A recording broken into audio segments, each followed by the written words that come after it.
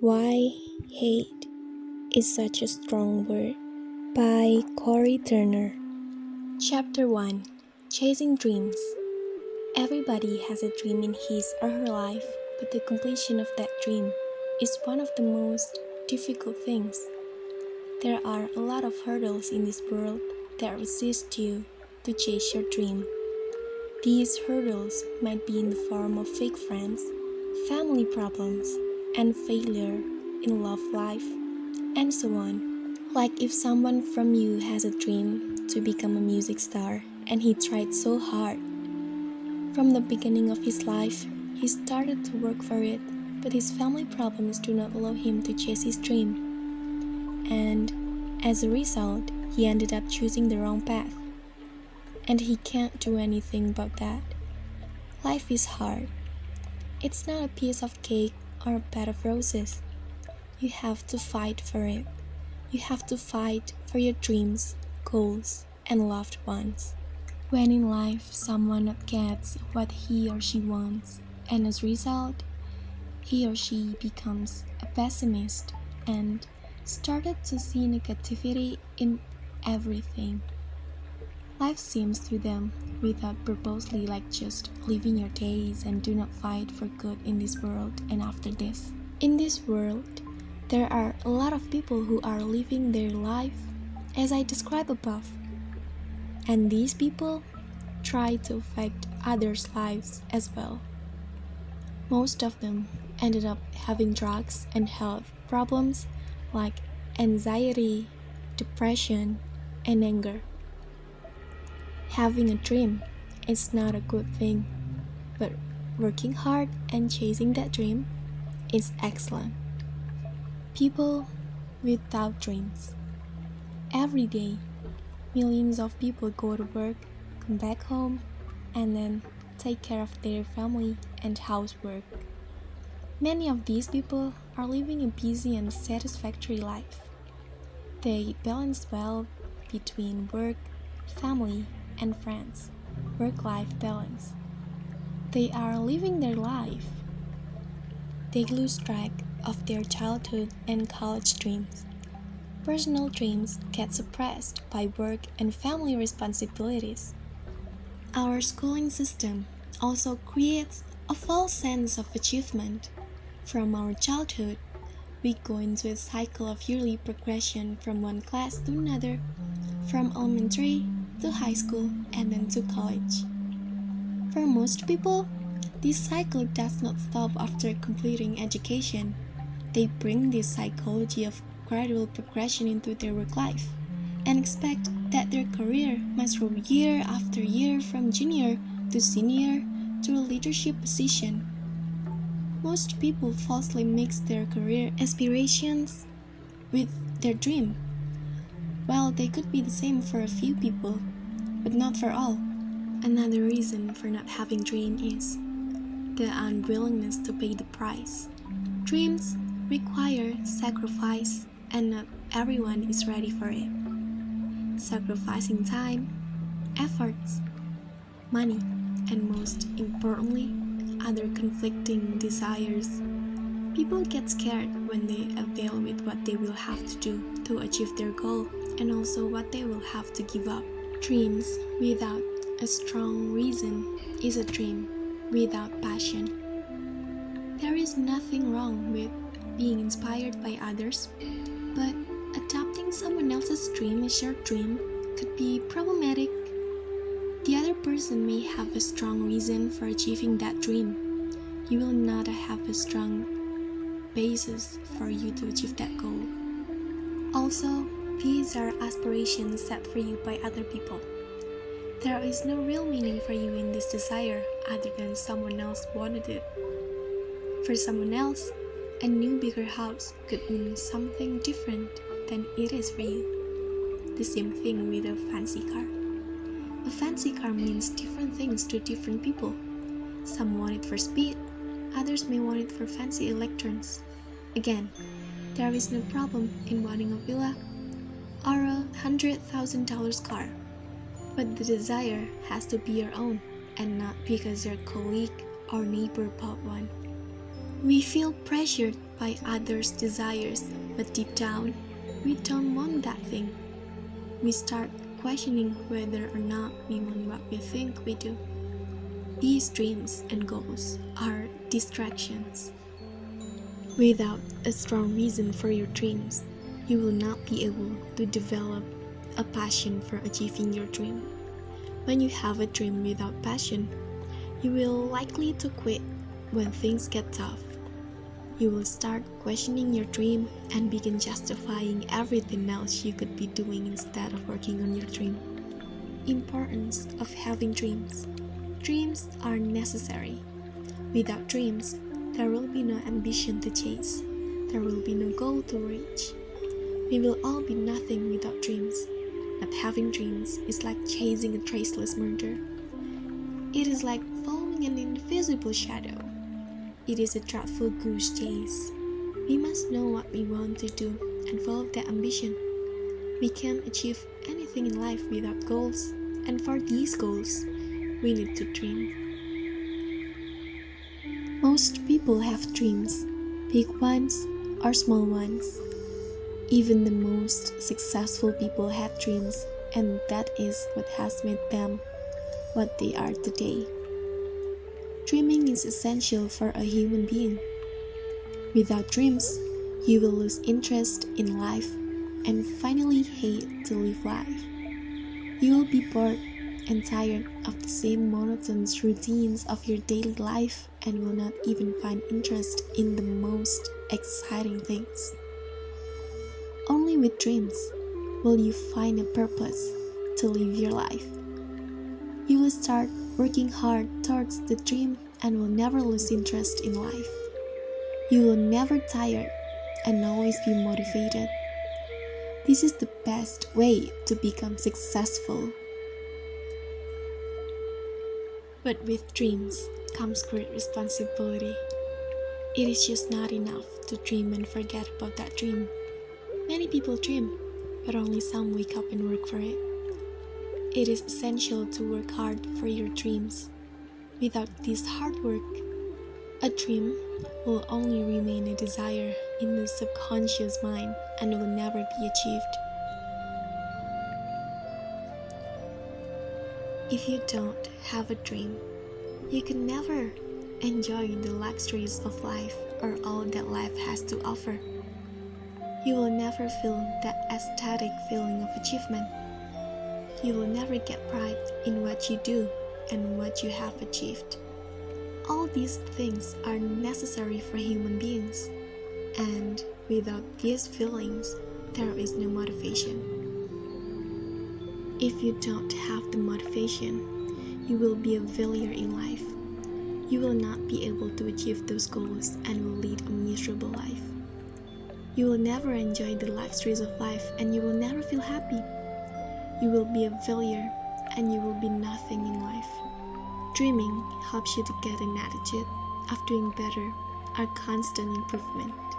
Constant improvement is very important. We must go that extra mile to reach our goals. Failures may come, but an attitude to keep moving on and trying to improve is thoroughly achieved by dreams. Dreams are the fuel that keeps energizing you to go further. Even if there are many obstacles in life, you tend to keep moving further and trying to be better than who you are. Constant and never-ending improvement is very vital in progressing in life. It enhances your personality and also whatever you want to progress in. It helps you to learn from your mistakes. Steady progression will help in slowly achieving a big goal. So this quality is very improvement. Dreams also help in aiming for bigger goals. Dreaming for big goals is very important, and they can even be dreams that change the course of your entire life. It decides your occupation and your inner desires. For teenagers and kids, it helps in becoming more studious and makes you more inclined towards studying. It helps you achieve any goal that you want to achieve. It is almost the most essential thing in one's life. So dreams are very important in life. They motivate, inspire, improve, and help you in achieving any goal that you want to achieve. It is the most important thing in life, and without dreams, we will be nowhere. Chasing dreams. Everyone can dream, but not everyone has the willingness to truly chase their dreams. When people aren't living their dreams, they often have limited belief systems. They believe that their current circumstances and their surroundings are keeping them from achieving the things they want to do in life. We all have unique sets of circumstances in our lives that we can use as excuses, but learning to find those workarounds in our life that give us the ability to succeed can inspire us to start implementing changes in our lives that need to be made to make our dreams come true. You are never too old, too poor, too young, or too sick to live your dreams. You might not get there the same way as others, but if you start to believe in your dreams and chasing them now, you'll eventually get there. Dreams are just dreamed until you decide they are going to be something more. When you add passion to your dreams, your life circumstances will not keep you from achieving them. Dream chasing is not something everyone is cut out to do. Dream chasing is for those who dare to take a chance to believe that their dream is something more than a thought or possibility. Dream chasers know their dreams are worth chasing. If you have been inspired to start chasing your dreams, here are 5 things you should know about the journey. 1. Perfect timing is a myth. There will always be an excuse for you to keep waiting for the perfect set of circumstances to appear in your life. If you are going to be a dream chaser, start chasing your dreams now. Don't put off living your dream until tomorrow. We are not guaranteed a tomorrow. 2. Actions make dreams come true. This is where dreamers often get stuck. The taking action part. A dream might seem like something that you want to hold on to and take with you throughout every aspect of your life. In relativity, dreams are great to have, but living them is the game changer. Dreaming is the formulation of thought, and living the dream is taking that thought and implementing it into actions that will produce the dream. If all the great dreamers in the world kept their dream in the formulation stage, we might not have things such as computers, phones, or cars. Think of the roles that those dreams play in all of our lives. 3. Obstacles will appear. When you are chasing your dream, be prepared to meet obstacles. Every dream chaser meets them. The thing about obstacles is that you need to learn from them, find a solution, and continue on your path to your dream. Do not let your obstacles deter you from continuing on the path to your dream. If Mark Zuckerberg, the creator of Facebook, would have given up when he had his first major obstacle in 2006, who knows where Facebook would be today. He instead chose to meet his obstacles head-on, and he continued to the next phase of changing how we all communicate in the world today. 4. There is no fast and easy. Sometimes people want to go so fast that they sabotage the speed of their dream. The greatest dreams are the ones that are the most challenging. There is no easy button to living them. There is a transition phase that has to take place when you go from chasing to living the dream. When you honor your dream and quit moving fast, your mistakes are minimized and the successes are magnified. 5. It's your dream. It's your responsibility to make your dream happen, not only for your benefit, but also for the world that is desperately waiting for the fruition of your dream to change their lives. No one will ever be as passionate about your dream as you. most have dreams of their own. Chapter 2: Gaining Confidence. Confidence is not something that can be learned like a set of rules. Confidence is a state of mind.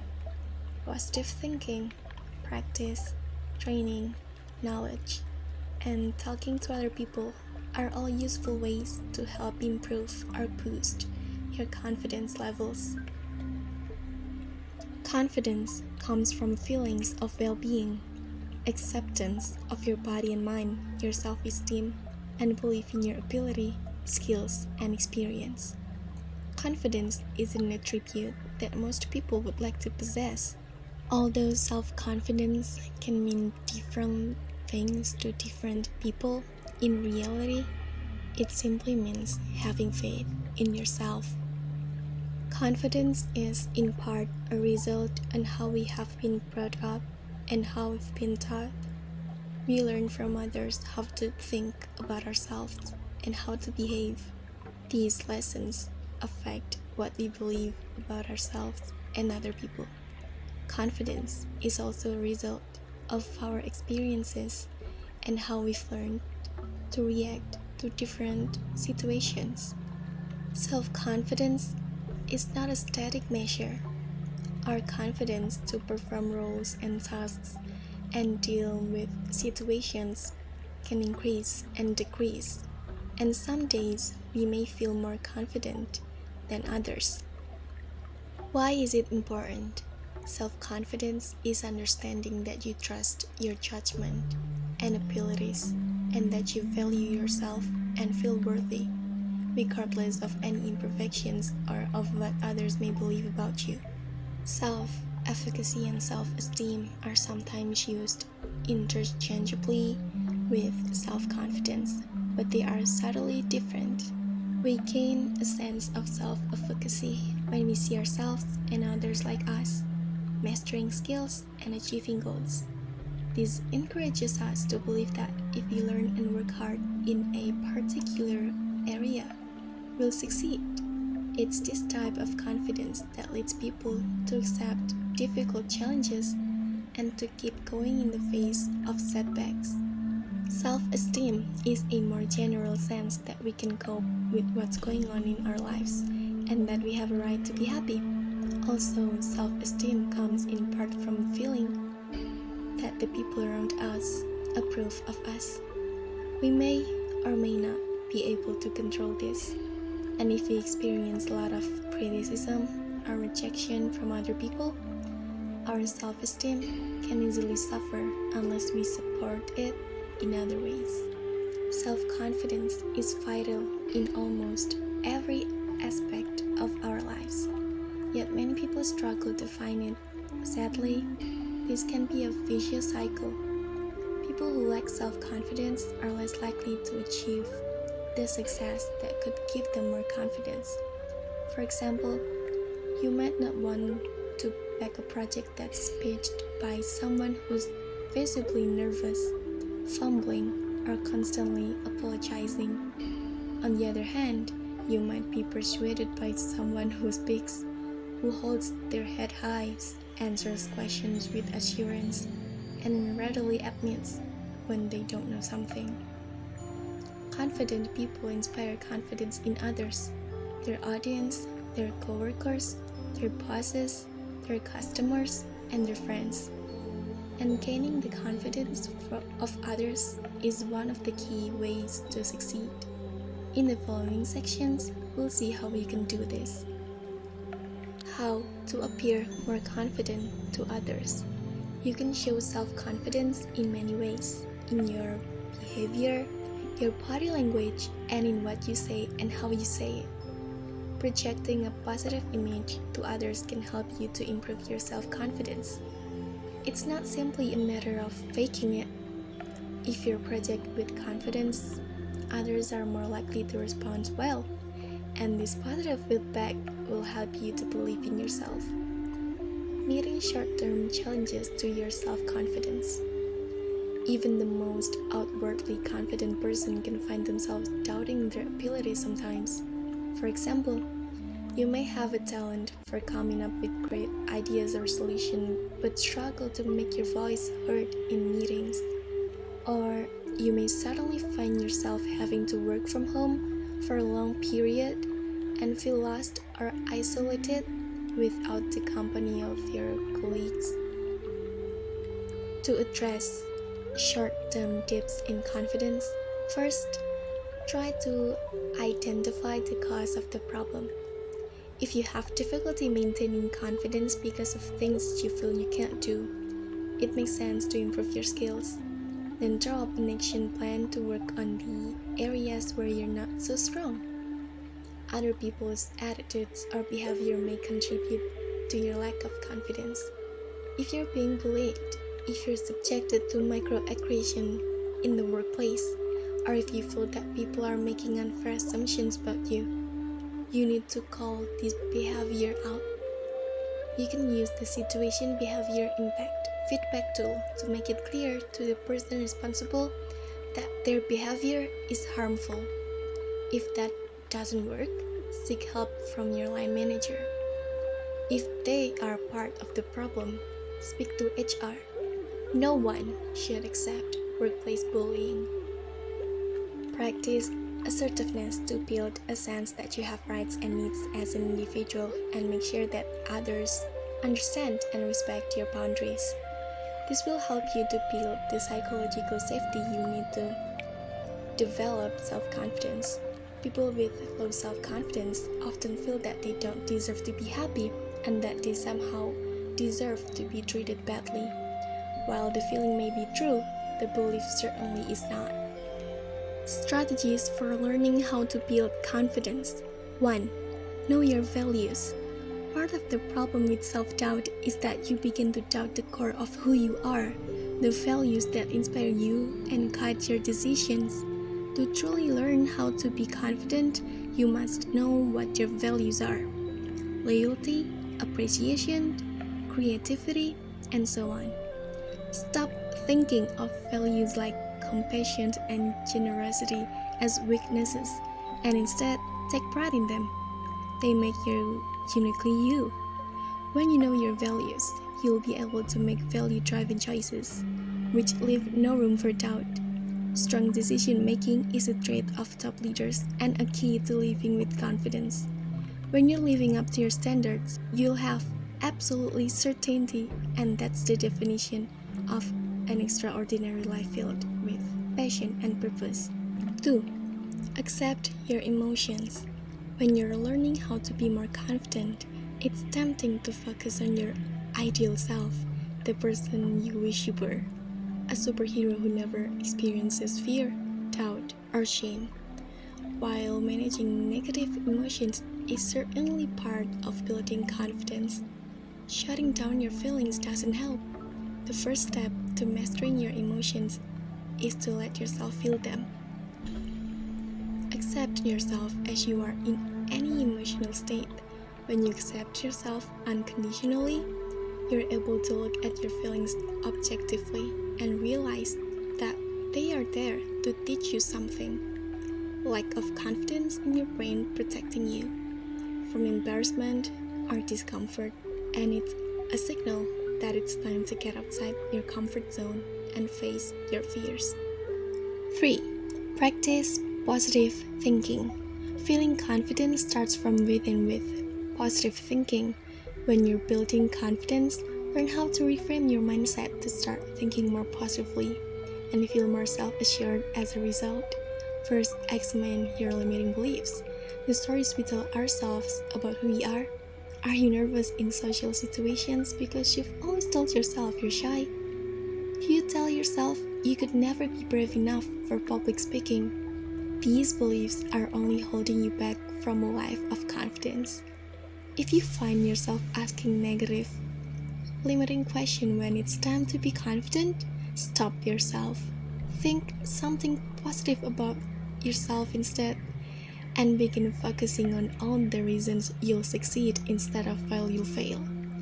It may feel awkward at first, but the more you repeat positive self-talk, the more you'll believe it. Once you build this habit, you'll be able to view setbacks as stepping stones to success. 4. Change your physiology. Even if you don't feel confident all the time, you can appear confident when needed by adjusting your body language. Research suggests that when you project confidence through your actions, the degree to which you feel those actions makes the confidence feel real too. You can trick your brain into feeling confident. To put this principle into action, tell yourself you're capable of achieving your goal. Take a deep breath and throw your shoulders back. You can even adopt a power pose, like putting your hands on your hips. Focus on feeling the confidence you're projecting. With practice, building confidence becomes natural. 5. Practice your communication skills. It's no accident that confidence and effective communication are both essential to being a good leader. They complement each other. Communication skills are critical to achieving confidence, and learning how to be confident is pivotal to succeeding in your career. Whether you work in sales, management, or another role, you must be able to communicate with self-assurance. Communication is a vital soft skill that allows you to build rapport with others, and it's less about talking than it is about listening. Communication involves respect, compassion, empathy, and deep listening. It means learning how to mirror others to build a sense of solidarity. When you feel good about your communication skills, you're mastering how to gain confidence with every interaction you have. 6. Reevaluate your blueprint. Everyone has a blueprint for their life. We want a certain career, a certain family, and certain possessions. And we think we must have them on a certain timeline. When we don't get these things, it's our greatest source of pain. But what if we could let go of this need for control and be grateful instead? When you're focused on retaining a sense of control in life, it reduces your confidence. Nothing in life is truly within our control. By letting go, you're able to accept circumstances as is, which is a powerful component of learning how to build confidence. Learn how to recognize your need for control. Take steps toward letting go and finding a true sense of contentment and confidence in life. Chapter 3. Getting out of depression. Achieving your goals take tenacity, ambition, and serious willpower. But if you're suffering from depression, it's not your determination that's holding you back. It's how you set your goals. Everyone has off days when they feel tired, irritable, and sad. It's normal to feel sadness as a response to challenging life events, loss, or changes. But sometimes these feelings can stick around for a while if left unaddressed and make it difficult for you to get through each day. Whether you've lost a loved one, moved to a new place, or missed out on a job opportunity, there are plenty of stressful and upsetting events that can get you down. However, the difference between sadness and depression is that sadness usually passes with a little time, while depression is a mood disorder that can appear without any specific cause and last for 2 weeks or more. Go ahead and set your goals among the stars. Just make sure you're realistic about the journey, she says. If your goal is to win an Academy Award, you may be entering a lifelong learning process, with or without the Oscar, and that's just fine. How does depression affect your daily life? Depression can impact every area of your life, including but not limited to how you sleep and eat, your education and career, your relationships, health, and concentration. Individuals suffering from depression often also have comorbid disorders, such as alcohol and drug abuse or other addictions. Depression doesn't just occur for an individual in a vacuum. It can affect your friends, family, co-workers, and everyone around you. Also, depression may impact how you perform at work or your levels of concentration. So it can negatively affect productivity. Leaving depression untreated can lead to many other complications in one's personal and professional life. This is why it is so important to seek out help, not just for relationships and work, but for your own sake. What you can do: talk to someone in your family or one of your friends. You can talk to your doctor, human resources at work, or a therapist. If you do not want to speak to someone face to face, you can talk to someone online. Psychiatrists have been using video conferencing for therapy over 50 years. There are licensed professionals online that you can talk to without an appointment, or you can speak to them on the phone or text. The fact is, the sooner you start getting treatment, the sooner you will start feeling better. Do not ignore it and just hope it goes away. Why is dealing with depression so difficult? Depression drains your energy, hope, and drive, making it difficult to take the steps that will help you to feel better.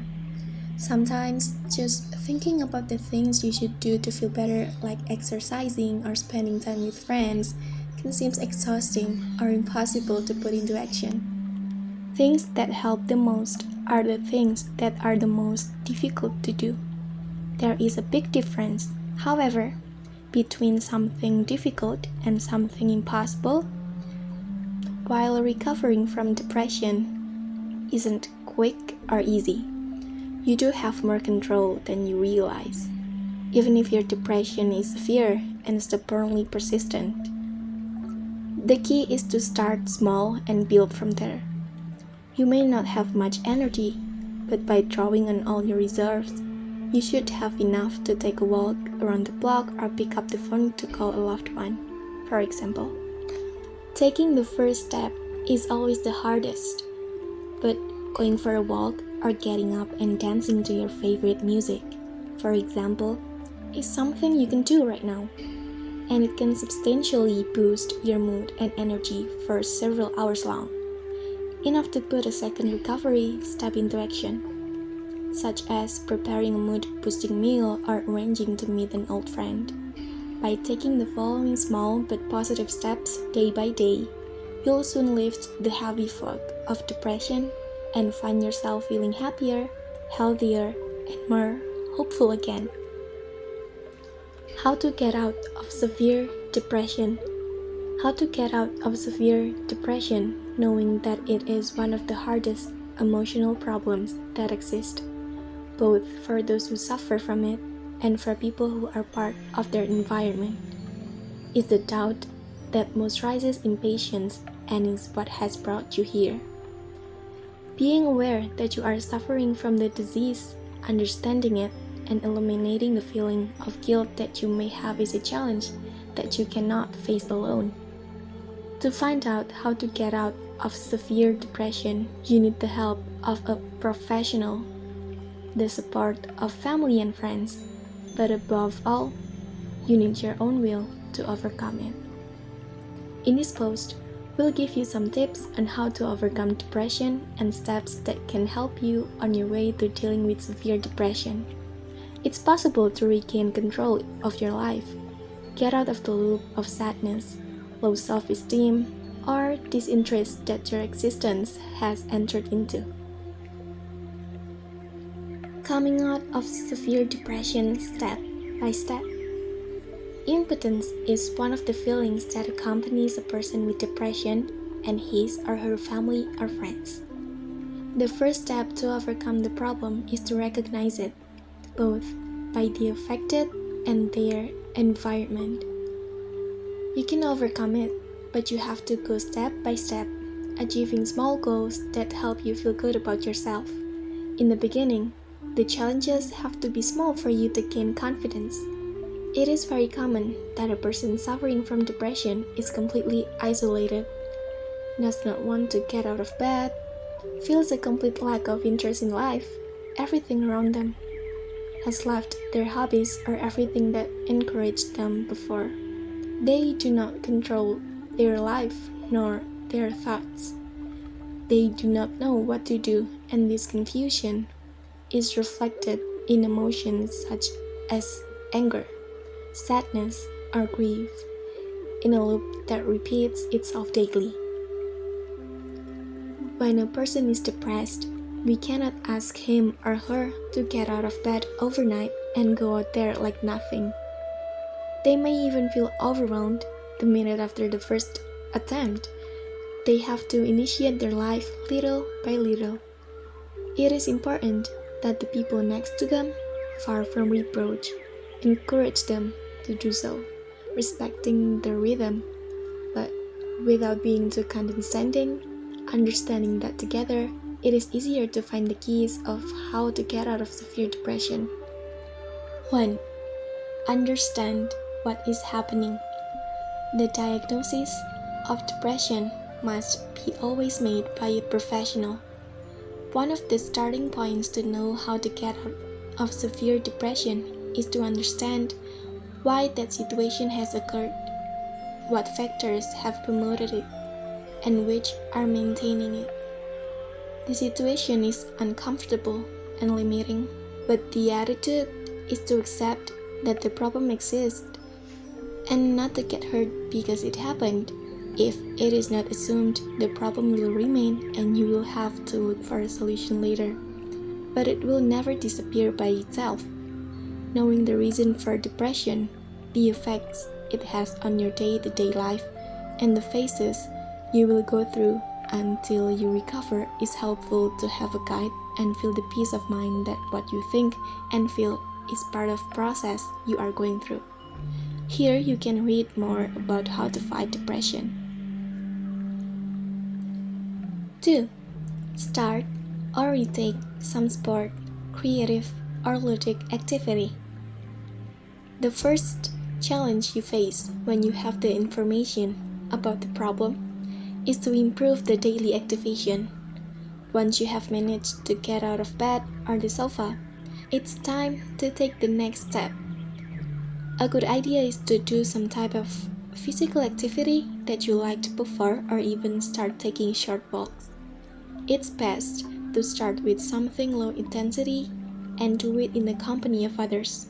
In this way, you will gain a little more security, improve your physical and mental energy, and reduce the negative thoughts in your mind. Playful and creative activities also have a positive effect on your state because they generate positive emotions and because the simple fact of doing them already makes you come out of usual sadness or irritability.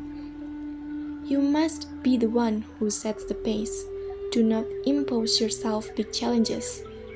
The last thing you need is to feel frustrated if you do not get it the first time. Go little by little, enjoying the road. 3. Learn to control negative thoughts. You're going through a difficulty that fortunately you can overcome. To do this, you need to do your part and start managing negative thoughts.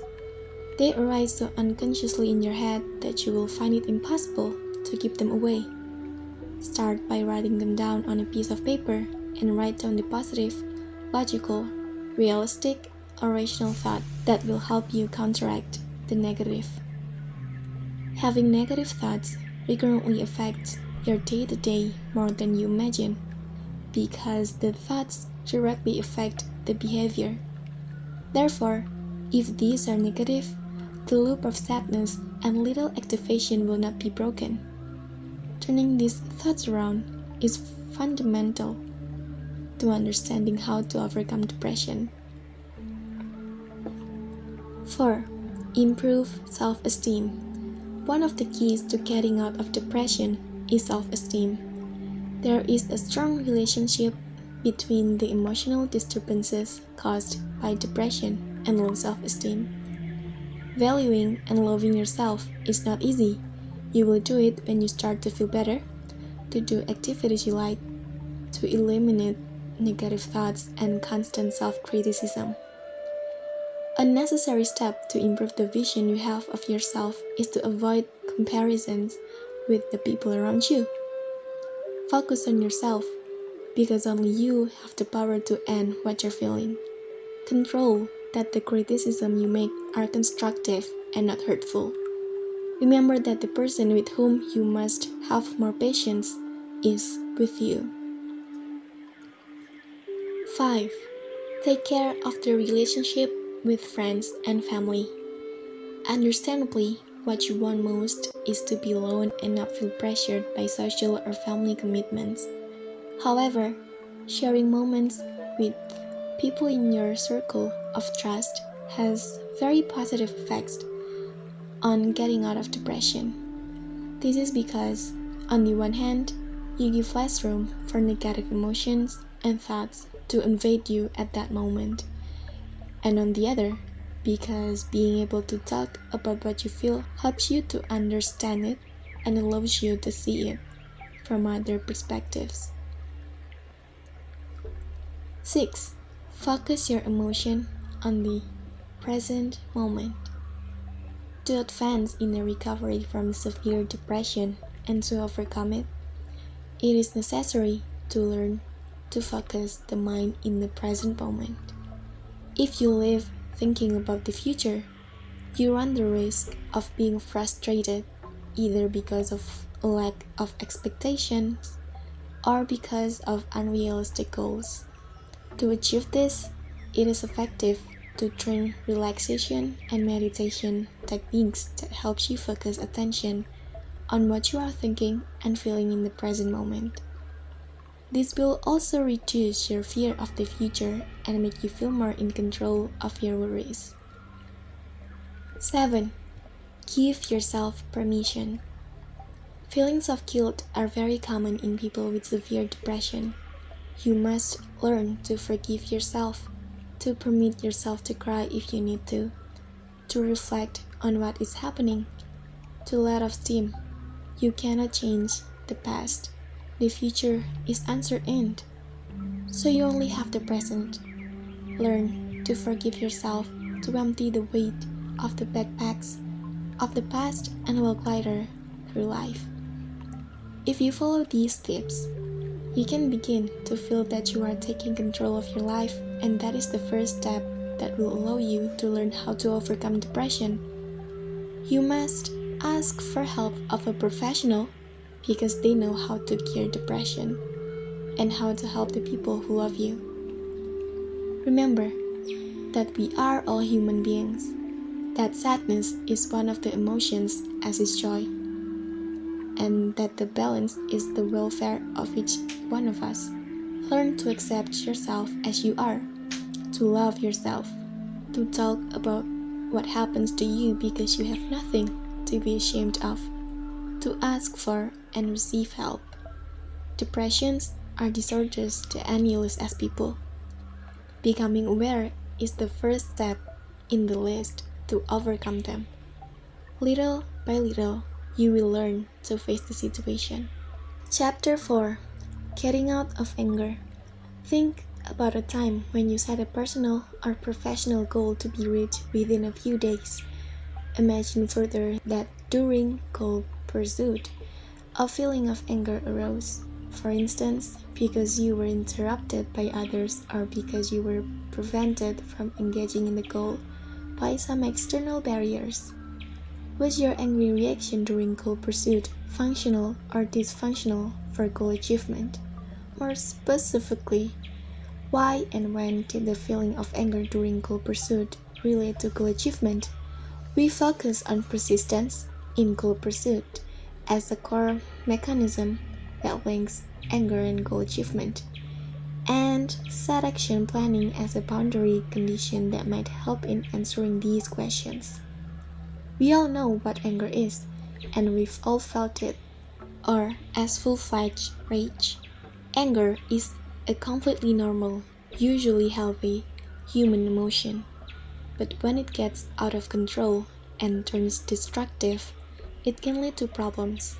Problems at work, in your relationships, and the overall quality of your life.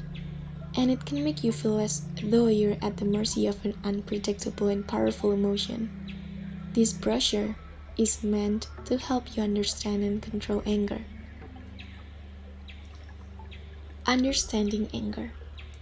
Anger is a normal, healthy emotion, neither good nor bad. Like any emotion, it conveys a message telling you that a situation is upsetting unjust, or threatening. If your knee-jerk reaction to anger is to explode. However, that message never has a chance to be conveyed. So while it's perfectly normal to feel angry when you've been mistreated or wronged, anger becomes a problem when you express it in a way that harms yourself or others. You might think that venting your anger is healthy, that the people around you are too sensitive, that your anger is justified, or that you need to show your fury to get respect. But the truth is that anger is much more likely to hurt the way people see you, impair your judgment, and get in the way of success. Motivational effects of anger. Anger provides a mixture of motivational benefits, some healthy and some short-sighted and self-destructive. On the positive side, anger creates a sense of power and control in situations where before anger, these positive, motivating feelings did not exist. The feelings of control and righteousness that come from anger can motivate you to challenge and change difficult interpersonal and social injustices. If handled correctly, your anger can motivate others to help you win your cause. Anger can provide you with the rest from feeling of vulnerability and a way of venting tensions and frustrations. It can provide the energy and resolve necessary to defend yourself when you've been wronged. If you are a long-suffering victim of domestic abuse, for example, and your anger finally reaches the boiling point so that it enables you to leave your abusive relationship. Anger has been a truly positive force in your life. If you are a dedicated crusader working to further a truly moral cause, such as Martin Luther King Jr.'s drive for civil rights or Gandhi's drive for Indian independence, then anger gives you the strength to carry on and the will to persevere. 1. Anger is designed to promote survival. Emotions evolved to keep us safe. Our fight response, which evolved so we could defend ourselves from an enemy or danger, stems from anger. Anger is embedded in our primitive need to live and protect ourselves against aggression. Anger drives people to be extremely vigilant about threats and sharpens our focus. When we are threatened or attacked by a predator, anger is automatically activated and pushes us to fight back and act quickly and forcefully to protect ourselves. 2. Anger's discharge is calming. When you are angry, you experience physical and emotional pain. When you experience physical and emotional distress, anger strongly motivates you to do something about it. As such, anger helps you cope with the stress by first discharging the tension in your body, and by doing so it calms your nerves. That's why you may have an angry reaction and then feel calm afterward. 3. Anger provides a sense of control. Anger is related to a deep need for control. Anger protects what is ours, helping us feel in charge rather than helpless. The function of anger is to inflict costs or withhold benefits from others to increase our welfare. Individuals who experience and display their anger appropriately are in a better position to fulfill their needs and control their destiny than those who suppress their anger. That said, it's important to guard against becoming obsessed by the sense of power anger may elicit. 4. Anger energizes us. From a survival perspective, we defend ourselves when we retaliate and make other people fear us. Anger guards us when someone wants to hurt us. It gives us strength and aggression to help us overcome a stronger enemy. In day-to-day situations, anger serves a positive force to motivate us to stand up for ourselves and creatively find solutions to the challenges we face. As Richard Davidson says, anger mobilizes resources, increases vigilance, and facilitates the removal of obstacles in the way of our goals pursuits, particularly if the anger can be divorced from the propensity to harm or destroy. 5. Anger motivates us to solve problems. When we feel like things are out of place, we can get angry if things are not the way they are supposed to be and need to change. Anger propels us to do something and motivates us to find solutions to our problems. Anger is triggered when we face an obstacle or individual or something else that blocks our needs. It prepares us to deal with the obstruction or problem in our path so we can get to where we want to be. 6. Anger makes us aware of injustice. We often experience anger when we are denied rights or when faced with insults, disrespect, injustice, or exploitation. Anger serves as an internal guidance system that indicates something is not quite right, that someone has treated us unjustly or unfairly. Anger helps communicate to others. You'd better treat me fairly, otherwise you'll pay a high cost. On a global level, standing up for a lack of fairness can prevent people from taking advantage from others. This type of anger can bring about positive change in society and increase the social cost of misbehaving. 7. Anger drives us toward our goals. Anger pushes us to pursue our desired goals and rewards. When we don't get what we want, anger is triggered and indicates we have moved away from our desired objectives. Anger tries to eliminate whatever prevents us from realizing our desires. It energizes and pushes us to act in service of achieving our goals and working toward our ideals. 8. Anger injects optimism. Surprisingly, anger can trigger optimism. It can encourage us to focus on what we hope to achieve, rather than merely focusing on the pain, insult, or victimization. The anger system is geared toward what is attainable, not the impossible. When we are angry, we often feel positive about our ability to change the situation, empowering us to take action and move from undesirable position to a desirable one. 9. Anger protects our values and beliefs.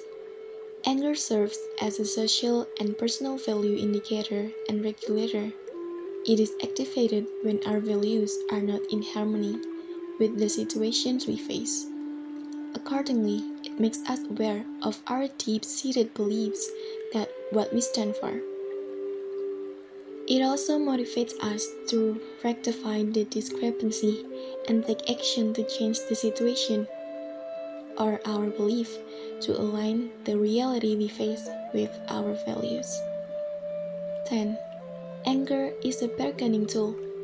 Anger erupts naturally when someone puts a lower value or weight on your welfare relative to their own. Anger is designed to recalibrate the situation, increase our value. Anger also strongly asserts our position and may lead to compliance by others. Anger drives us to respond to conflict in a way that helps us bargain to our advantage. It causes others to rethink their positions against our position. It signals to the other side, what you propose is too costly for me. You would be better off if you changed the value you assign to me, decrease my cost or increase your value. 11. Anger increases cooperation. If anger is justified and the response is appropriate, usually the misunderstanding is corrected, leading to increased cooperation. Anger tells others it is important to listen to us, that we feel annoyed and it is wise to pay attention to our words. Anger communicates, I don't like the situation, and we need to work together to find a better solution. Anger makes you stand up for yourself and constructively challenge the other side. As such, anger encourages cooperation. 12. Anger improves negotiating positions. Anger may lead to better outcomes in business negotiations. While two parties negotiate, the negotiator who seems angrier may be in a better position to tilt the agreement in their favor. Similarly, when one party believes the other negotiating side is angry, they may be more willing to compromise.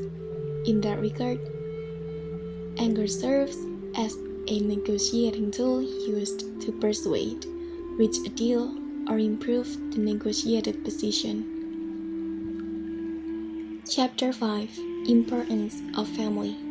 If you are a parent or are planning to start a family soon, reflecting on how to strengthen family relationship is important. You can make conscious choices to build positive family dynamics and help set your children up for a bright future. What is a family? A family usually starts with parents and children, but also extends to aunts, uncles, grandparents, and cousins.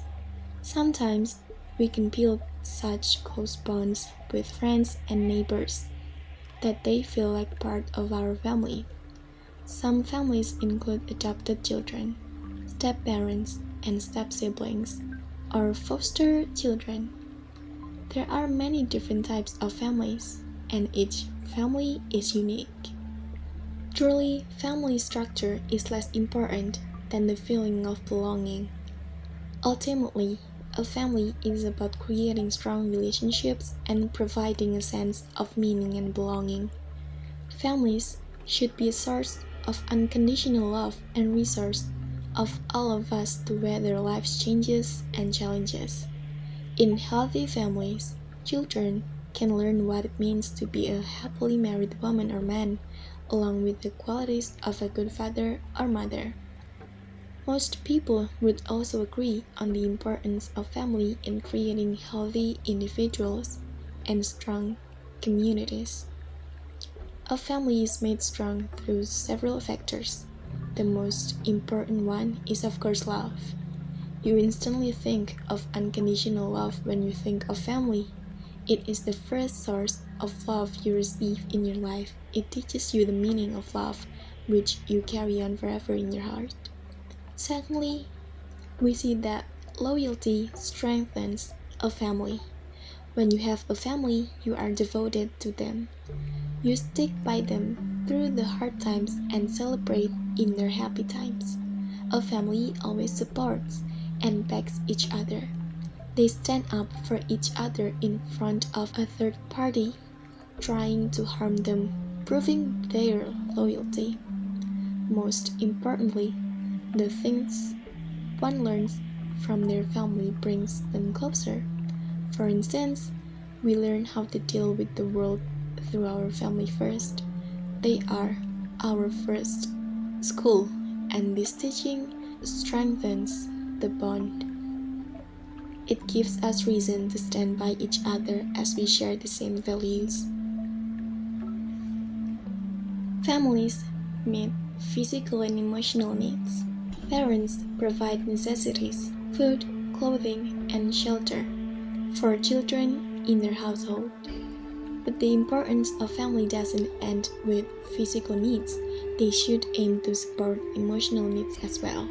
In truth, Humans have multiple layers of needs, and a healthy family can support them all.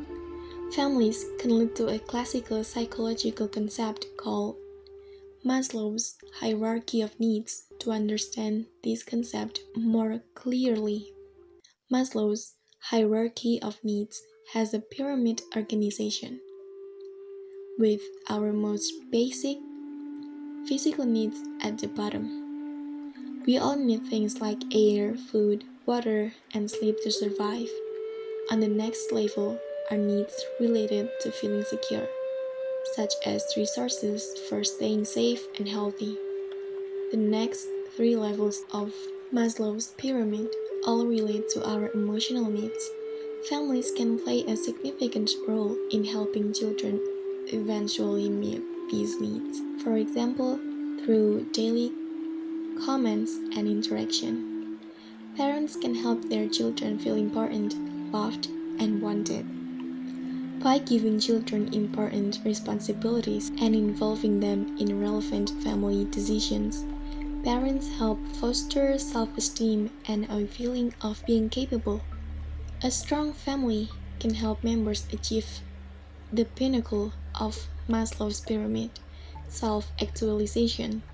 A self-actualized person can express his or her deepest talents in meaningful ways and achieve his or her fullest potential. In short, a strong family should be a source for much more than just basic items needed for life. A family should be a bedrock of encouragement, respect, and love to help every member thrive. Family helps model good values. In today's hyper-connected world, it's easy to get overexposed to unhealthy ideas and images.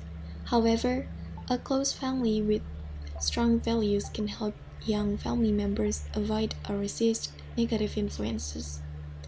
Without strong family values, young people can succumb to peer pressure and stumble upon unwanted consequences, including substance abuse and various forms of addiction. It's best to start embodying good values when your kids are young. That way, as your children encounter critical decisions, they are already prepared to make good choices. In children's earliest years, they look to parents as role models. If you show them positive behavior, such as kindness and caring for those in need, your children are more likely to follow in your footsteps. Remember, much of what you teach your children are taught indirectly through what you say and do every day. As children grow, they will start to encounter new social situations at school and in the community. Your communication towards friends, neighbors, and others you interact with each day will show them how to interact with peers. They will learn how to form healthy friendships and how to navigate difficult situations. Knowing your family's values and staying true to them will help your children embrace them and follow suit as they grow. Families provide protection. Simply put, children are not equipped to manage life on their own. After all, children can earn income and provide for their economic security. They need a stable home and strong parents who are committed to their well-being. Children need to feel safe and protected to engage healthily with the world. When children feel protected, they can enjoy the magic and wonder of childhood. They won't need to waste energy worrying about issues that they can't control and can engage in meaningful play and favorite pastimes. If difficulties do arise, children can trust that their parents will handle those issues as well. While physical protection is important, don't overlook the importance of family providing emotional protection. You may have concerns about finances, the health of aging family members, or the stability of your employment. These are common concerns for adults, but it's usually best to shield children from unnecessary burdens that they have little or no influence over. By doing so, you give them better odds of being able to shoulder the emotional burdens that are typical for their age, keeping up with homework, making new friends, and so forth. What if a serious issue arises? While it may be necessary to involve them at some point, it should be done in an age-appropriate way, and only after you have discussed the issue with your partner, spouse, or other adult. Make sure such conversations are not able to be overheard by children. Then, when it's time to discuss the concern with them, limit the details to those that are appropriate, while answering their questions honestly. In doing so, you will help your children feel secure and loved. When serious difficulties arise, seek support from trusted friends and family to ensure you have enough time for self-care and reflection. Taking care of yourself is key to ensuring that you can be a sensitive and loving parent when your children need you most. Families advocate for children's needs. At times, children depend on adults in their lives to speak up for their needs. A child may be struggling at school, for example, or someone may be bullying a child in the neighborhood. If a child has any health concerns, parents are best equipped to talk with doctors and care professionals. It can be hard for kids to tackle these sorts of complex issues on their own. In those situations, caring parents need to step in to advocate for their children. To be a good advocate, parents must be aware of what is going on in their children's lives. For example, instead of just looking at grades and report card time, parents can be mindful of how their children are feeling about their teachers and classes. They can become familiar with their children's strengths and weaknesses, as well as their interests. The degree to which a parent advocates for his or her child is dependent on the child's age and maturity. For younger children, advocacy efforts may often occur outside the child's presence, while for older children, it is almost always best if the child is present and actively participating in the conversation. Many institutions require such participation in this discussion. Being aware of your child's struggles and appropriately advocating for his or her individual needs is an important expression of family love. Healthy families provide guidance in all areas of life. Families can be a source of support in good times and in bad. When kids are young, parents can provide advice on playground or friendship issues. As children grow, parents can help them navigate school, sports, activities, and a complex web of relationships. Parental guidance can extend to helping young people choose college and careers. For many people, family members are present at major milestones, from engagements to purchasing first homes to the birth of children. When hardships arise, the family can help people traverse difficult passages and build resilience. It is critical, however, to be mindful and considerate of your child's needs and wants when it comes to offering guidance. In some cases, offering too much support or unwanted guidance can be harmful to family relationships. In general, as children grow and mature, parents should seek to take a mentoring role in their children's lives, offering support in a more Socratic, indirect way rather than simply telling them what to do or doing it for them.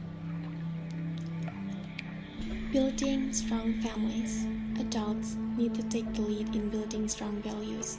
Although parents can face pressures from work and community, Prioritizing family is essential.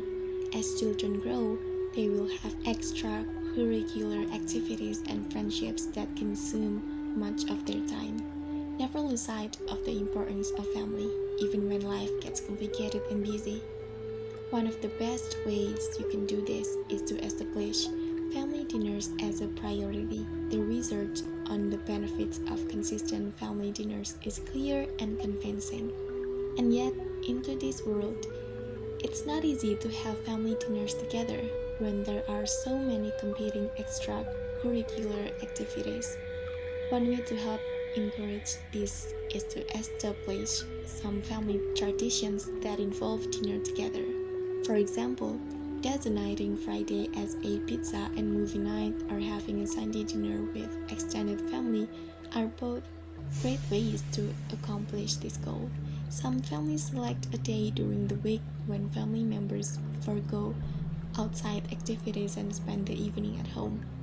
During these evenings, families can enjoy dinner, games, crafts, and other enjoyable pastimes. No matter how busy your family gets, taking time out to talk with each other is important. Start the tradition when kids are young by having one-on-one conversations with each child. Maybe one parent can take a walk with one child after dinner, while the other parent washes dishes with another child. Of course, you will want to make sure to take turns, or there will be an inevitable protest by the dishwashing duo. Finding time for one-on-one bonding can get more complicated in a larger family. But if you remain flexible and dedicated to the idea, you can make sure everyone in the family feels connected and has their voice heard. Family traditions are also critical to building strong relationships. While seasonal holidays are always a time for a get together with others, family gatherings can sometimes be hectic and overwhelming. Often, relatives visit each other during the holidays, which can increase stress. Setting aside an afternoon to do something fun and meaningful with your own small family is a wise move. Visit the tree farm or drive around neighborhoods to admire lights and decorations. Simple traditions like those help give your family a sense of identity. You can have family traditions all year long. Do something fun like having hot chocolate with marshmallows together on a cold January afternoon or making caramel apples in October.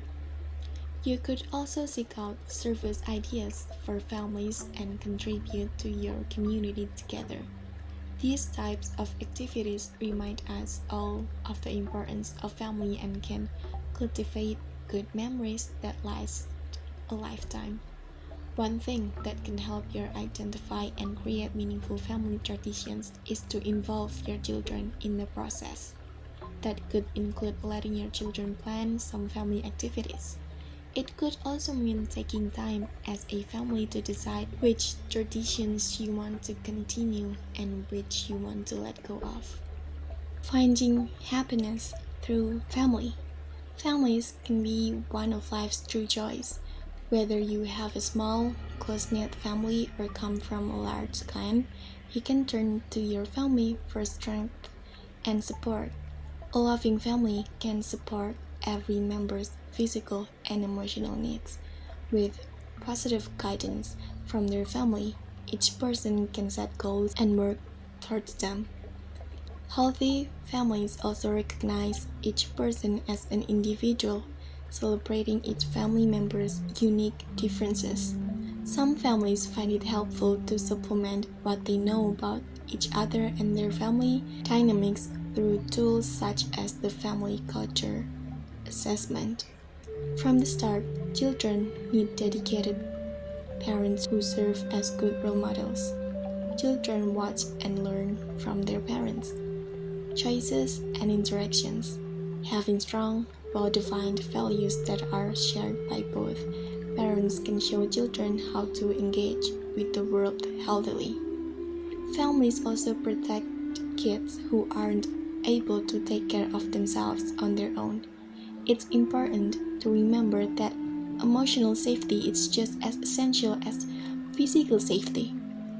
Parents need to stay aware of all areas of their children's lives, from school to activities to friendships, and be ready to appropriately step in anytime kids need advocacy or guidance. In many families, adult children take over the role of caretaker or support person for aging parents.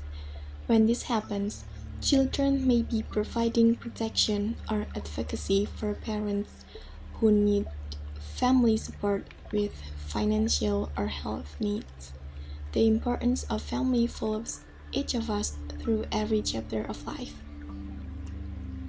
Building a strong home and family requires commitment. Parents must dedicate themselves to being present for children and spending time with them. This can be hard when juggling careers and the many complexities of adulthood, but every minute that parents spend engaging in positive and meaningful activities with children makes a difference in their lives. The good news is that you don't have to go it alone. By turning to family today, you can find support and wisdom from others walking the same path that also value the importance of family. Wherever you are in your journey, you can learn, grow, and get ideas about how to make your family stronger and healthier. Having a happy family is one of life's greatest rewards and worth all the hard work and sacrifice. Chapter 6: True Meaning of Life. To wonder too insistently what the meaning of life might mark you out as being somewhat heavy, weird, or just naive. People nowadays often say, sometimes in a sad way or times more aggressively and cynically, that life just has no meaning. Two reasons are often cited for this. The first has to do with religion. Once upon a time, so the story goes, life had a clear meaning given to us by God. It was about worshipping Him and living according to His dictates. But as religious belief has declined, not only has God supposedly died, but along with Him, the meaning He once guaranteed. Modern science is the second cause of the current crisis of meaning. Scientists tell us that existence, which emerged from a random interplay of chemicals and gases, does have meaning, but it's of a rather bleak, relentless, and narrow sort. For humans, as for all other living things, like amoeba, the meaning of life is survival and the propagation of one's genetic material. It sounds very true and at the same time distinctly futile and melancholy. Here we want to argue as follows: to wonder about the meaning of life is an extremely important activity. Life does have substantial meaning, and there are, in fact, a range of practical steps we can take to ensure we end up leading lives of maximum meaningfulness. We should start by saying that there is no meaning in life outside of that which we can find by ourselves as a species. There isn't any kind of objective meaning written in the stars, in a holy book, or sequences of DNA. What seems to prompt people to complain that life lacks meaning are particular varieties of unhappiness. Let's consider some central examples. You are in a relationship, but the intensity you experienced at the start has long gone. You don't seem to talk about anything important anymore or share vulnerable feelings and ideas. It feels, as you put it, meaningless.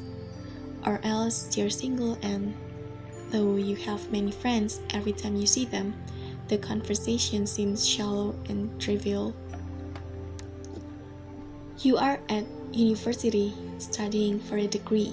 You signed up for the course in part because you often feel confused about who you are and what you want.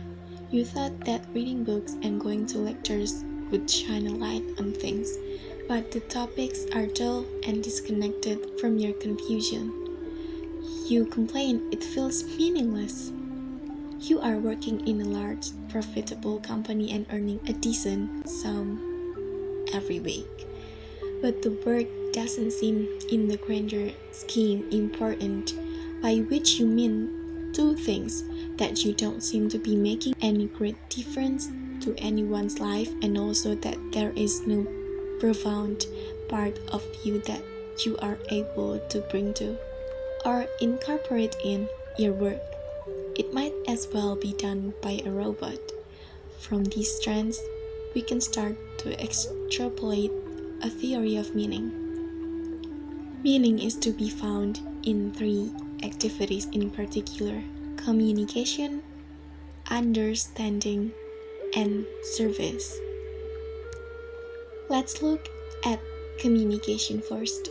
We are, by nature, isolated creatures, and it appears that some of our most meaningful moments are to do with instances of connection with a lover, for example. When we reveal our intimate physical and psychological selves, or when we form friendships where substantial truth about our respective lives can be shared, or on a journey to a new country. When we strike up a conversation with a stranger and feel a thrilling sense of victory over linguistic and cultural barriers, or when we are touched by books, songs, and films that put their fingers on emotions that are deeply our own but that we had never witnessed, externalized so clearly or beautifully before. Then there's the meaning that emerges via understanding. This is about the pleasure that can be felt whenever we correct confusion and puzzlement about ourselves or the world. We might be scientific researchers, or economists, poets, or patients in psychotherapy. The pleasure of our activities stems from a common ability to map and make sense of what was once painfully unfamiliar and strange. Thirdly, there's service. One of the most meaningful things we can do is to serve other people, to try to improve their lives, either by alleviating sources of suffering or else by generating new sources of pleasure. So we might be working as cardiac surgeons and aware every day of the meaning of our jobs, or else be in a company that's making a modest but real difference to people's lives by helping them get a better night's sleep, finding their keys, or thrilling them aesthetically with elegant furniture or harmonious tunes. Or else our service might be to friends or our own families, or perhaps the earth itself. We are often told to think of ourselves as inherently selfish. But some of the most meaningful moments come when we transcend our egos and put ourselves at the service of others or the planet. One should add that for service to feel meaningful, it has to be in sync with our native, sincere interests. Not everyone will find medicine or social work, ballet, or graphic design meaningful. It's a case of knowing enough about ourselves to find a particular path to service. Armed with such ideas, we can move towards defining nothing less than the meaning of life. The meaning of life is to pursue human flourishing through communication, understanding, and service. To have meaningful lives, we can also see that certain things will need to be in play. We need to have relationships with others, not necessarily romantic ones. That's been way overdone in our society. But connections of some kind where the important things are shared, It might, of course, be relationships with books or songs. We also need to have a culture conducive to fostering an understanding of oneself and the world. The enemies of this include being surrounded by mass media that throws out chaotic information or an academic environment that promotes deaths to real investigations. And lastly, we need to have good work, which means a world filled with businesses and organizations geared towards not just profit, but the assistance and genuine improvement of humankind. Also, we need to help people to discover their own particular inner tune that they can put into their work so that people aren't just serving per se, but serving in a way that taps into their heartfelt interests. There are, sadly, a lot of obstacles to meaningful lives in the area of communication. It's things like an overemphasis on sex, an underplaying of friendship, a lack of neighborliness, or an absence of nourishing culture. It's also at an internal level, bugs in one's emotional software that make one afraid to get close to others. In the area of understanding, its lack of good media, a suspicion of introspection and psychotherapy, and a pompous of disconnected academic world. And in the area of service, it's an exaggerated concern for money in individuals and companies that puts the focus on the financial gain over the genuine needs of others. It's overly large systems in which the individual is lost and can't see the impact of his or her work. And internally, it might be about an inner timidity,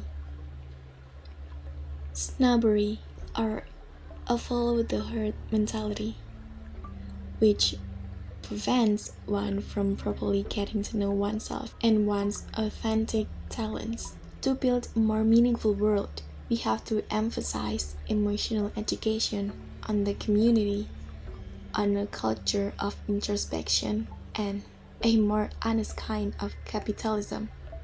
We may not have meaningful lives yet, but it's central to affirm that the concept of a meaningful life is eminently plausible, and that it comprises elements that can be clearly named and gradually fought for. I do not propose to rehearse the well-worn arguments for and against the existence of God, and still less to take a side. But even if God exists, and even if He had an intelligent purpose in creating us, no one knows what this purpose might be, or that it is especially meaningful. If our God-given purpose is to act as super efficient heat dissipators, then having no purpose at all is better than having this sort of purpose, because it frees us to be the authors of our purpose or purposes, and so to lead truly dignified and meaningful lives. The purpose of life is to live and let live. Societal living is possible when there are communal harmony and a feeling of brotherhood among its members. The institutions of family and marriage contribute to harmonious living in a society. Chapter 7. Finding God. What does it mean to find God? People use the phrase to find God for different reasons. It is sometimes related to becoming spiritual, or sometimes it can also be an adjective for people who have transformed their lives for the better, or have cleansed themselves from vices and other worldly things. With all the numerous applications of the term in our daily lives, what does it truly mean to find God? The Bible tells us that God has given His only begotten Son to save us from our sins. John 3:16 states that For God so loved the world that he gave his one and only Son, that whoever believes in him shall not perish, but have eternal life. And because of the grace that God has given us, we are bound to find him by faith and deeds. For it is by grace you have been saved, through faith. And this is not from yourselves, it is the gift of God, not by works, so that no one can boast. Ephesians 2:8 and 9. That's probably not saying it strong enough. God cannot be found at all. If, however, you think of God as up there somewhere, as you as down here on earth, that is to say, if you see God as separate from you, then that is precisely why God cannot be found. Separation is a fabrication of a worn-out theology made popular in 20th century by likes of such programs as Evangelism Explosion, the Four Spiritual Laws, etc. In this theological construct, God and you are separate. God is holy and just. You are a sinner, rotten to the core. And unless you repent of sin, accept Jesus as your sinless substitute, since he was not a sinner, you, my friend, are doomed to spend eternity in hell. Period. It is this belief that encourages Christian preachers to proclaim a theology that excludes virtually all of humanity from God and consigns them to hell. This theological misunderstanding of Jesus' life and death, known as the substitutionary theory of atonement, has been for decades the exclusive way of explaining Jesus' life and death. To question it sends many Christians into a doctrinal cardiac arrest, but questioning it is what many have been doing quietly for just about as many decades, and now, with the help of the internet, Christians and theologians and churchgoers and nuns and scores of people worldwide have discovered they are not alone in questioning this and other outward theologies and doctrines. I grew up being taught this doctrine of atonement and no alternative was ever given. We expected to swallow it like the Johnstone folks were expected to drink the fatally laced Kool-Aid. What many now realize is that this theology has had a similar effect on the spiritual life of people for centuries. It's time to let it go. There is another way of understanding the Christian story, and it is not only more consistent with what Jesus taught, but it shares a common understanding with many other faith traditions. That way is simply to read the story of Jesus not from the place of a sinner separated from God. Start instead from the perspective that you are a spiritual person in union with God already. For some of you, this won't be easy, raised as I was on theological diet high in calorie content of separation. It will likely feel threatening to you to let go of this one-sided way of thinking, even though it has not felt right to you for a long time. When you do begin to let it go, however, you discover how beautiful life is lived in union with God. Questions like, how do I find God, will start to feel foreign to you. Instead of always looking for God, you will feel God and enjoy walking in the joy of this ineffable presence. This produces a real transformation in how you think, live, treat others, and the world. Here are the 5 ways to help along with this spiritual transformation inside yourself. 1. Change your thinking about yourself and God. You are not separate from God.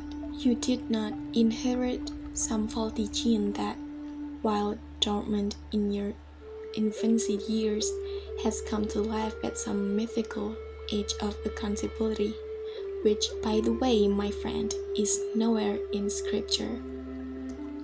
This notion of inherited sin or original sin or age of accountability, these are all just theological constructs created by religious thinkers down through the centuries, and for all the good you may wish to believe they have done, the damage is manifestly worse and will likely take centuries to heal.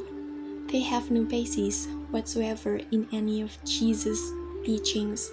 I challenge anyone to prove differently. Will you let go of your old ways of thinking? Can you? Would you change the way you think about yourself, about God? Will you start with the assumption that God is in you already? Just as you cannot find God in a book of religion, you cannot find God in church either. Both of these venues may be portals into God's presence, but that's all they are, and don't forget, God needs neither, for God has many portals. If what you want is an inner sense of God's nearness, and what spiritual person does not, why would you look outside yourself for who is in you, who is you already? 2. Regard every thought of God as God. Some of you are reading this only to find something with which to disagree. You have found it too, yet you're still reading. Why? Are you looking for more with which to disagree? You will find that. So, what is it with you? Do you need just a little more firepower for your eventual response? Or do you just enjoy feeling miserable toward Christians like me that you readily dismiss as reprobates, apostates, or severely misguided nitwits who are proof the end is near? Is it possible that somewhere deep within you, my words strike a chord of authenticity? Might it be that you keep coming back because that something in you is quietly calling out to you and it feels right? Do not run from this, my friend. Do not let your fear, your ego, your position, or your anxiety over what others might think of you. If you finally admit that you do have had questions and doubts about all this theological nonsense you've been told you must believe or you will go to hell. If it rings true, my friend, in the deepest part of your soul, that's because it is true. Others of you are reading this, but you are at a different place. Your openness, your willingness to change your way of thinking is like fertile soil, rich and ready for new seeds to take root, sprout, and grow. It is for you I write these words and offer them as portals into presence within you now. I love the way Rumi, the Sufi poet, put it. I have lived on the lip of insanity, wanting to know reasons, knocking on doors. The door opens. I've been knocking from the inside. You will decide how to regard any of this. You will also decide whether to regard your next thought of God, whether it's God or just some genetic impulse that science has not thoroughly explained. I would kindly suggest, however, remain open to the possibility that the fact you're reading this, as well as every thought of God you have that follows, might just be God awakening in you. Ralph Waldo Emerson said, "Though we travel the world over to find the beautiful, know that we carry it within us or we find it not." 3. Practice believing that God dwells in you already. If you make it your practice to give a little attention to every thought of God you have, you will soon start believing each thought of God is God. This is how believing works. Believing, at least in the way Jesus expressed it, has little to do with content and everything to do with conduct. So make these suggestions your spiritual practice. This is how faith grows and believing or trusting works. To trust is a better translation of the biblical meaning of the word believe. Believe is too easily confused with beliefs. So, as you make your new way of thinking, God cannot be found because God is in me already. As you make this your daily practice, soon it will become your way of daily living, your way of daily feeling too. If you want to explore this reality in greater depth, I encourage you to read my award-winning book, The Enoch Factor, The Sacred Art of Knowing God. In it, I explore this in great detail. For remember that God dwells in all others too, even all things. If you make this your new way of thinking, you will begin believing and so behaving that the God who is in you is the same in others as well. All others, all things too. That's pantheism, you say. And your point? Let go of labels, my friend. The mystery is inexplicable. Can you imagine the difference it would make in your life, in your relationships, in this world, if you could see God, not just in yourself, but in everyone and everything else? Rather than labeling me some liberal Christian or progressive Christian and then dismissing or worse, despising me. Rather than me labeling you some narrow-minded fundamentalist or dispensational pre-millennial Christians who is only interested in escaping the world with the rapture. Can you wonder with me what difference it would most certainly make if people made it their spiritual practice to see God in each other, in all things? 5. Be still and know that I am God. Some of you will recognize these words are from Psalm 42:10, one of my favorite psalms. Maybe one of yours too? Why? The one word in Hebrew is translated with the two words in English, be still, which means let go, relax, release control. In other words, stop trying to find God. Why? It is not necessary. Besides, you cannot find what is not lost. Knowing God takes nothing more than repentance, which biblically means to change how you think. Repentance is not the phony, emotional stuff perpetrated in the revivalist traditions of my youth and much of Christian history since the 18th century. This kind of repentance is needed at every revival meeting, and its long-term spiritual effects never lasted long enough before another revival was needed to reconnect those who never seemed capable of living with a continual sense of the presence of God. In the end, my friend, the question, how do I find God, is the wrong question and born of an inadequate theology. God is in you already. If Jesus' life and death and teachings make anything clear, it is this: the veil is torn. Matt 27:51. The wall of separation is all an illusion, has been an illusion, and will always be an illusion. Practice this truth, And in time, you will discover that your old ways of thinking will undergo a miraculous metamorphosis. It's called salvation in the Bible. You will make the inexplicable discovery that the presence you seek is the person you are. Think about this for a while. You might just decide this is a salvation you can believe in and proclaim. Chapter 8: Finding Myself.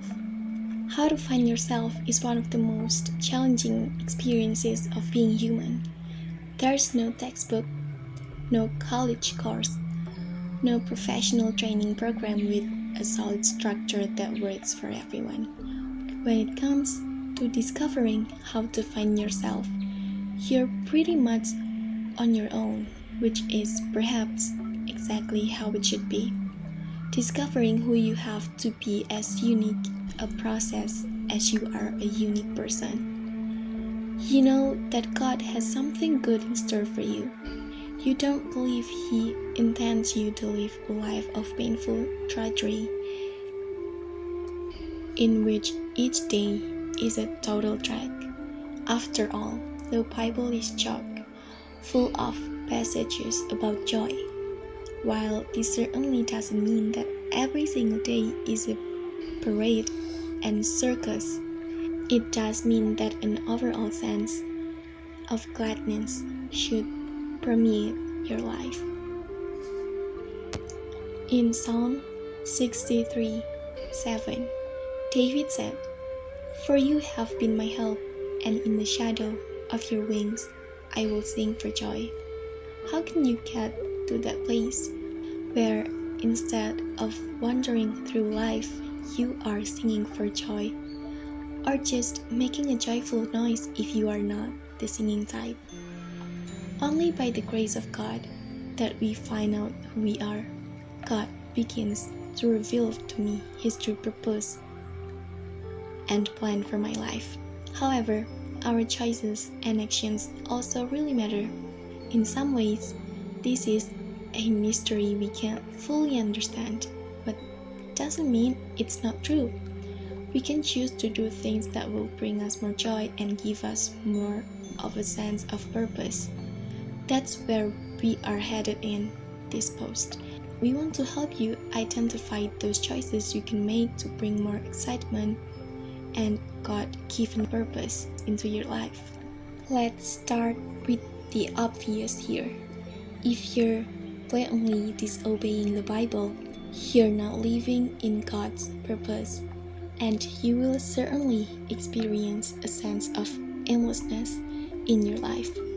This one is pretty straightforward, so we don't need to spend too much time here. If you wake up every day filled with apathy or dread or total boredom, you are probably not doing what you were meant to do. God has created you uniquely, has really good things planned for you, and one of the fruits of the Spirit is joy. Galatians 5:22.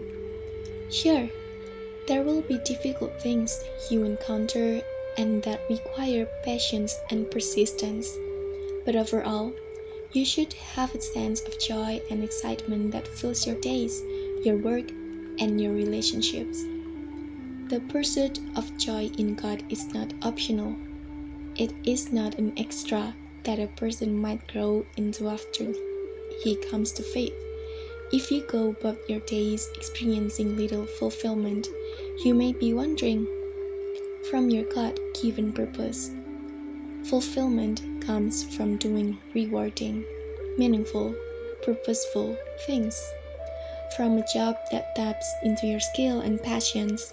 From a relationship that involves giving and receiving. From hobbies that are invigorating instead of mind-numbing. Yes, you'll have to do certain things that are boring and unfulfilling. But if your entire life is gray, you probably need a change. You know the feeling of pointless work? You go to the office, clock in, do your job, then go home and collapse in front of the television. You work for the weekends and retirement. All true joy you experience comes from things outside of work, from hobbies or friends or side jobs.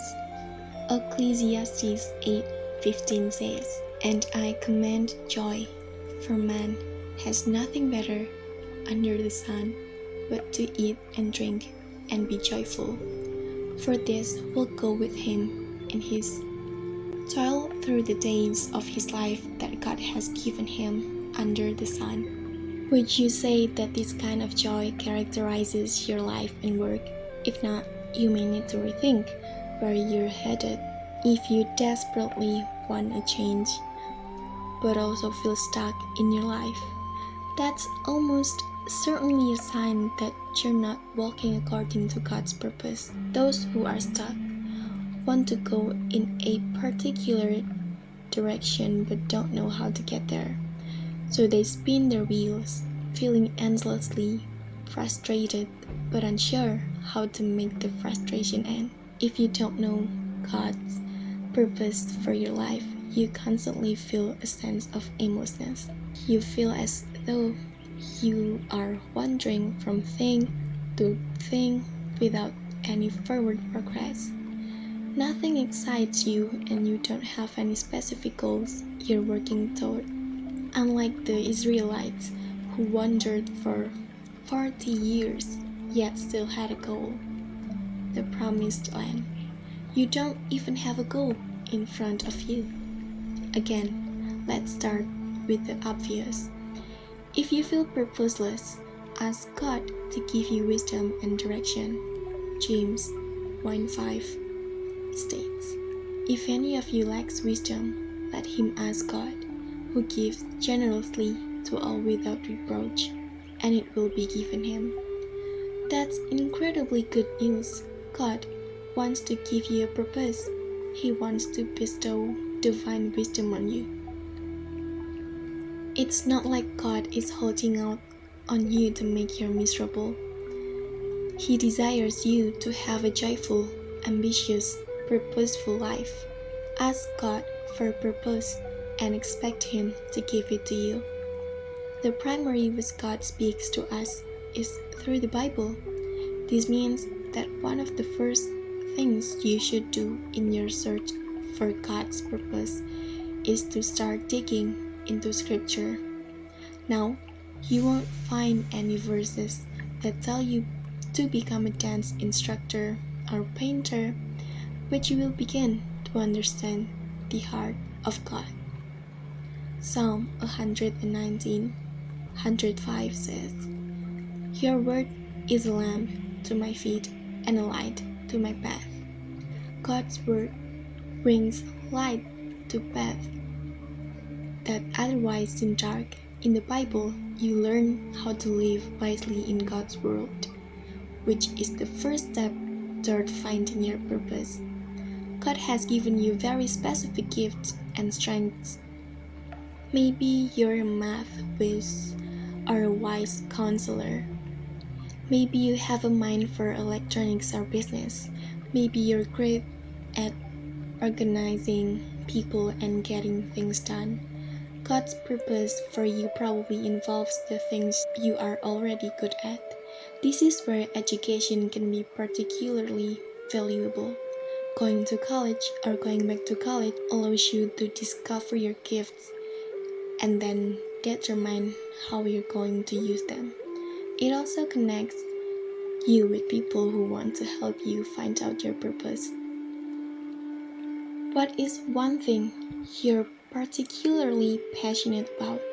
Business, art, economics, alleviating poverty, whatever. If money wasn't an issue, what would you love to do? Determining your passion often helps you figure out what God has called you to do.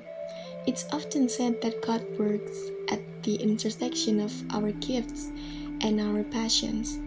Where do your gifts meet your passions? That may be God's purpose for you. Proverbs 11:14 says, "Where there is no guidance, a people falls, but in an abundance of counselors, there is safety. In other words, one of the main ways God will help you find your purpose is through others. A caveat needs to be made here. Your counselors should be people you trust. Whether this is your professors, parents, or friends, it needs to be people who have your back and want the best for you. You want wise counselors to help you find God's purpose for you. Sometimes it can be incredibly helpful to get away from it all and take some unhurried time to think, pray, and journal. You don't have to spend a week in the woods for this to be effective. Even just a day away from the hustle and grind can be hugely rewarding. During these retreats, allow yourself to simply be still, to ponder, to ask God for direction and listen for His voice. This doesn't need to be complicated and doesn't require any elaborate rituals. Hebrews 11:6 is a reminder that God always rewards those who seek Him. He's not hiding in the dark, trying to keep His will hidden from you. He wants to guide you. Trying to discover your life purpose can be a stressful, overwhelming thing. It can seem like such a big, confusing, frustrating subject. You want to move forward, but you're not sure how. You want to find your purpose, but you feel like you're aimlessly wandering. But you can trust God to lead you where He wants you to go. As Psalm 23:2-3 says, He leads me beside still waters. He restores my soul. He leads me in paths of righteousness for His name's sake. You may feel confused, but God doesn't. God has left us with a wealth of knowledge of the Bible to help us. I'm sharing knowledge that has been revealed to me through my life lessons. I must admit I don't have all the answers, but I can point you to the source that can help you find your God-given purpose. I believe to live a life with both passion and purpose, we must continue to learn who Jesus Christ is and what He says our purpose in life is. We are created in His image, so His life reflects many character traits we should seek to live out daily. For us to live with a God-driven purpose, you must first put down this life to gain life. Many are the plans in a person's heart, but it is the Lord's purpose that prevails. Proverbs 19:21. God has better plans for us than we can imagine, and He does things which we may not be able to understand, but trust in His will. Through Scripture, there are several ways we can live a purpose-driven life. For all that it is in the world, the desires of the flesh and the desires of the eyes and pride in possessions is not from the Father, but is from the world. And the world is passing away along with its desires, but whoever does the will of God abides forever. 1 John 2:16 and 17. Take time and reflect if you feel you desire materialistic possessions or want pride and power.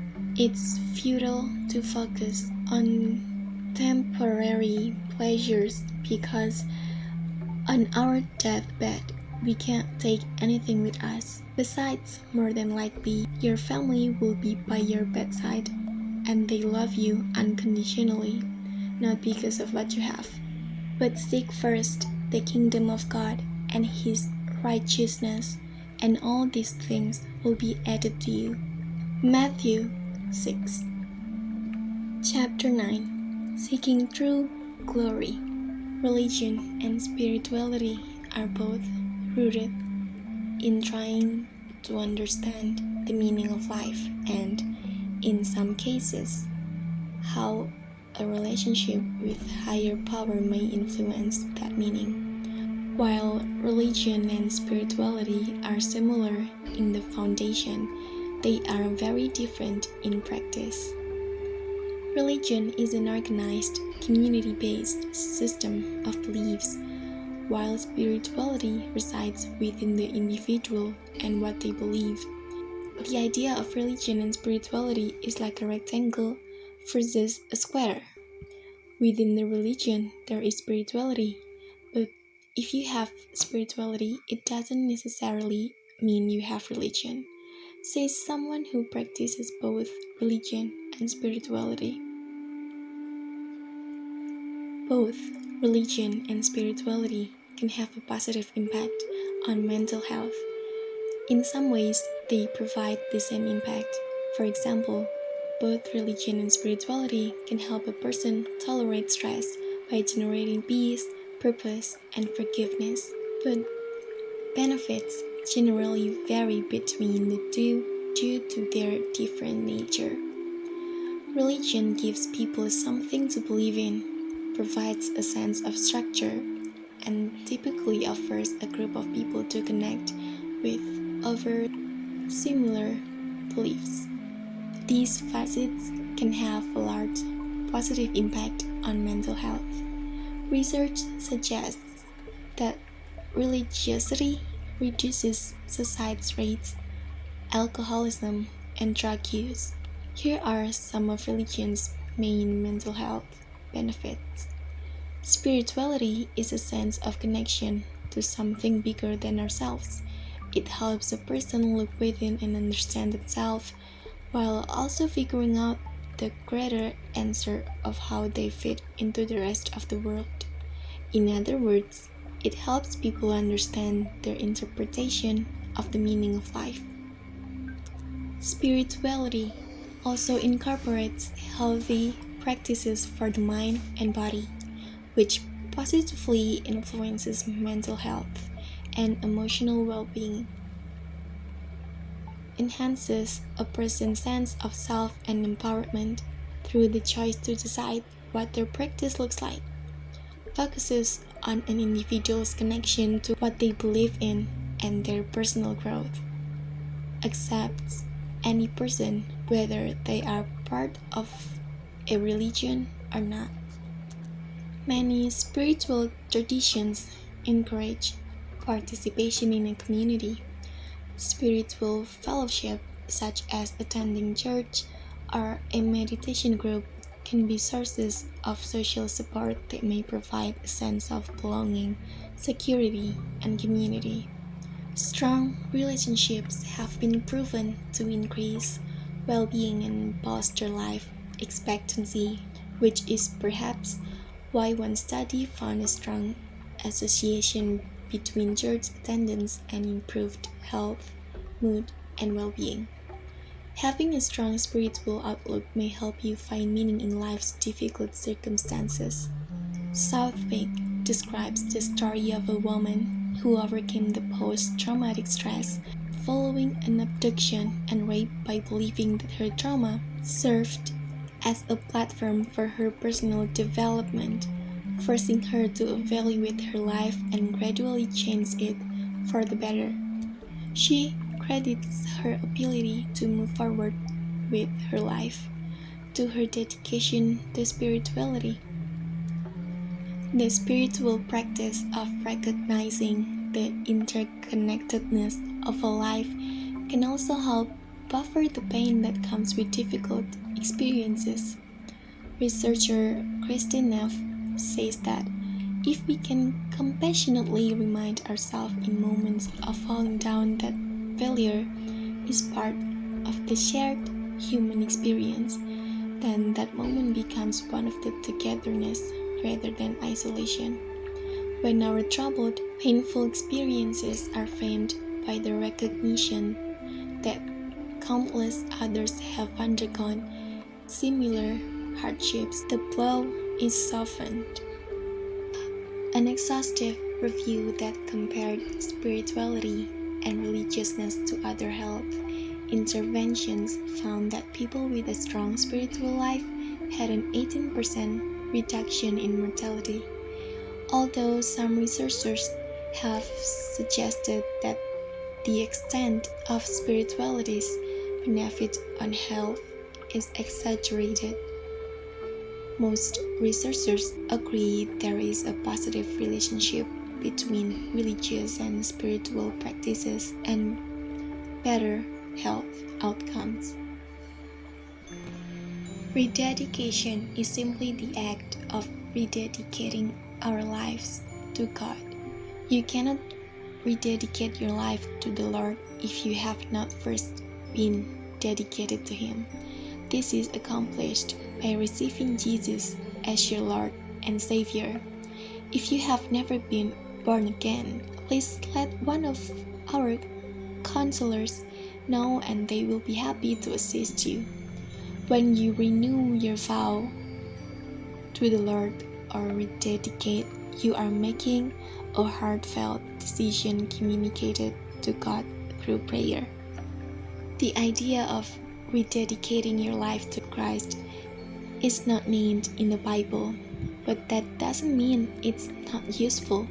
It can be an effective way to help people realize that Jesus' forgiveness is for all of us. There are two common scenarios in which people rededicate their life to Christ. The most common is that of an older child or a young adult who accepted Christ at a young age. After years of going to church and living through the influence of his parents' faith, he may realize his faith is stagnant and underdeveloped. He may have never taken responsibility for his relationship with Jesus, or he may be living a sinful lifestyle. He realizes that despite the fact he is a Christian, he wants a stronger Christian life, so he rededicates his life to Christ, taking a leap in maturity and restarting his Christian growth. The second scenario is not strictly a rededication, but a realization. It involves someone who heard the gospel and thought she accepted Christ, but didn't understand the implications well enough to have a saving relationship with Jesus. She may have gone to church the whole time, even served, but at some point, she comes to know and accept the true nature of salvation. If she doesn't realize that she was not a Christian before, she may call that transformation a rededication, even though it is technically a conversion. Of course, it is not God's intent for any young Christian to fall into a sinful lifestyle. Romans 12:1 and 2 says that a believer is meant to reject sin and experience continual spiritual growth. Likewise, it's not God's plan for anyone to misunderstand the gospel, going through the motions of Christian life for years, for really understanding saving grace. But rededication as a concept is a powerful tool. It demonstrates that God forgives. He forgives old Christians who sin and new Christians who were deceived for years. It is a spiritual deep breath, wherein a believer can refocus her relationship with Christ. Like the prodigal son, Luke 15:11 and 32, and Peter in John 21. It shows that Jesus will always take us back. Rededication is a useful tool. It's a way to deliberately reject sin and renew a love for Christ.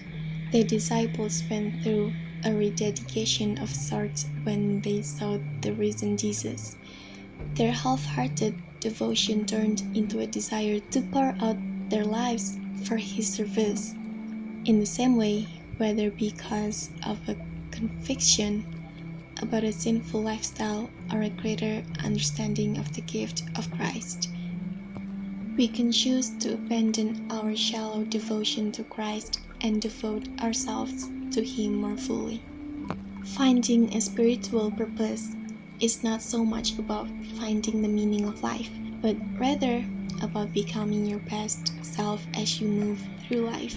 You can find your higher purpose in life through many different pathways, including meditation and prayer, personal reflection, and practicing spiritual wellness. Seeking a spiritual purpose is its reward. Spiritual people exhibit many positive traits according to a study published in Psychology Today. That includes behaving graciously and compassionately and striving towards self-actualization. They also take time to savor life and flourish in areas such as personal relationships, self-esteem, and finding meaning in life. If you find yourself searching for a spiritual purpose, you can travel to many different pathways, but the first step to finding your higher purpose in life is to understand what it is you seek. The spiritual purpose is not connected to anything material. It doesn't involve issues such as your career or where you live, although they might be connected. Rather, a spiritual purpose is about establishing a set of values, principles, and beliefs that give life meaning to you and then using them to guide the decisions and actions you take. Finding a spiritual purpose first in life is the opposite approach to what is taken by many people. Most people learn a vocation and find ways to make money, then move forward using achievements in those areas as a way of measuring how well they have succeeded. Finding your spiritual purpose asks you to take a higher level view. In any life, it's normal to ask such existential questions as, do I matter? Am I making a difference in the world? Am I living the life I'm meant to be living? Finding the answers of these questions offers a tremendous opportunity to live more fully and deeply. My friend is in his 40s now, still searching for a persona to call his own, but integrating that search with building a full life. How we define ourselves and reach our potential has a lot to do with creating an inner culture of self-discovery that lasts throughout all stages, experiences, and phases of life. We are works in progress.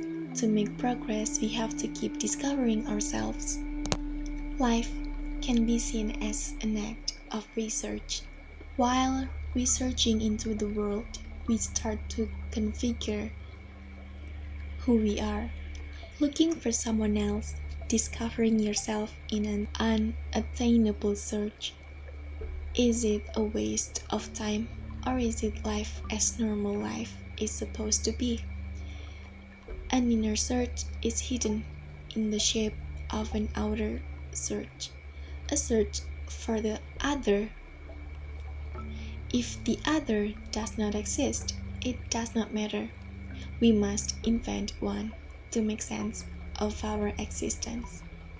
We tend to forget that among who is looking, history beyond ourselves. Proceeding is always looking, and is what we are always looking for, is within unfound. We have a world of abstracted denies and a lack of real substance from our researches. Almost every one of the 7.2 billion people on Earth is fundamentally restless, searching for peace, happiness, or fulfillment. Our restlessness and searching are based on a mental and physical state of limitation.